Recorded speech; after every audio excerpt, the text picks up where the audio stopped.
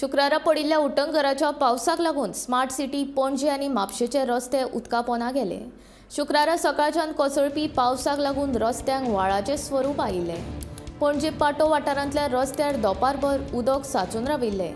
ह्या उदकांतल्यान वाट काडटना गाडयो चलोवप्यांक नाकापुरो जाले।